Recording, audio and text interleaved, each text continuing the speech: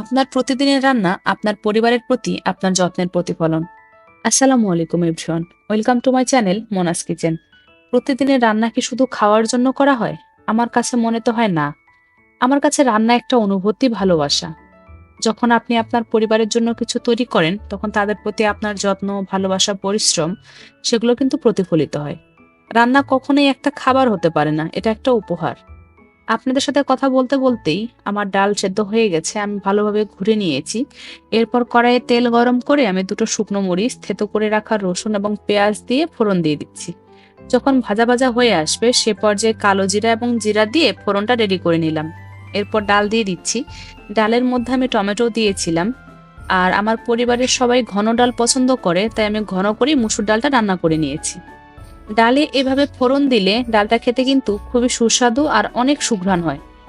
আসলে রান্নার ক্ষেত্রে ছোট ছোট কিছু টিপস ফলো করলেই সাধারণ রান্নাটিকেও কিন্তু অসাধারণ করে তোলা যায়। এরপর কড়াইয়ে তেল গরম করে নিচ্ছি। আমরা যারা রাঁধুনি আছি বা রান্না নিয়ে কাজ করি, তাদের পক্ষে কিন্তু রেগুলার নতুন নতুন রেসিপি ট্রাই করা পসিবল হয় না, বিশেষ করে আমরা যারা গৃহিণী মারা আছি। আমি সবসময় চেষ্টা করি বাসায় যা রান্না করি তাই আপনাদের সঙ্গে শেয়ার করার জন্য। আমি মাছগুলো লাল লাল করে ভেজে নিচ্ছি। ভাজা হয়ে গেলে অবশিষ্ট তেলে আমি পেঁয়াজ দিয়ে দিচ্ছি সাথে একটু লবণ, এতে পেঁয়াজ তাড়াতাড়ি ব্রাউন হয়ে আসবে। পেঁয়াজ ভাজা হয়ে গেলে দিয়ে দিচ্ছি 1 চা চামচ পরিমাণে রসুন বাটা। এরপর তেলের মধ্যে খুব ভালোভাবে ভেজে নিচ্ছি। ভাজা হয়ে গেলে এই পর্যায়ে দেবো হলুদ এবং শুকনো মরিচের গুঁড়ো। হলুদ এবং শুকনো মরিচ তেলের সঙ্গে 10 থেকে 12 সেকেন্ড নেড়ে চেড়েই আমি দিয়ে দিচ্ছি সামান্য একটু পানি। এই সময় আপনারা কোনো ধরনের জিরা বা ধনিয়া ব্যবহার করবেন না, এতে তরকারির যে ভাইব্রেন্ট একটা কালার আছে সেটা কিন্তু নষ্ট হয়ে যাবে। পানি দিয়ে কষানোর পরে আমি দিয়ে দিচ্ছি ধনিয়ার গুঁড়া। তারপরে দিয়ে দিলাম টমেটো। এবার টমেটো মশলার সাথে ভালোভাবে কষিয়ে নিব। কষানোর সুবিধার্থে দিয়ে দিচ্ছি সামান্য একটু পানি।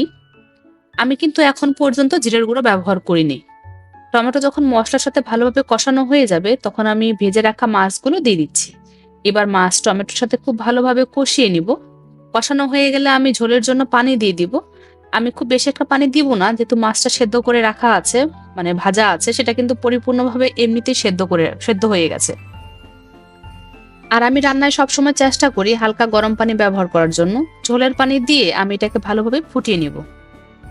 যখন মোটামুটি হয়ে আসবে সে পর্যায়ে আমি দিয়ে দিচ্ছি 1 চা চামচ পরিমাণে ভাজা জিরের গুঁড়ো এবং কয়েকটি আস্ত কাঁচামরিচ। এরপর ঢাকনা দিয়ে ঢেকে দিচ্ছি। এতে তরকারির মধ্যে জিরা এবং কাঁচামরিচের খুবই মিষ্টি একটা সুঘ্রাণ আসে। ওই যে আগেই বললাম, রান্নায় ছোট ছোট কিছু টিপস ফলো করলেই সহজ রান্না এবং সাধারণ রান্নাও কিন্তু খেতে অনেক সুস্বাদু এবং টেস্টি হয়। আশা করছি আজকের এই ছোট্ট রেসিপিগুলো আপনাদের ভালো লাগবে। যদি ভালো লেগে থাকে তাহলে আমার চ্যানেলের পাশে থাকবেন। সবাই ভালো থাকবেন, সুস্থ থাকবেন। আসসালামু আলাইকুম। আল্লাহ হাফেজ।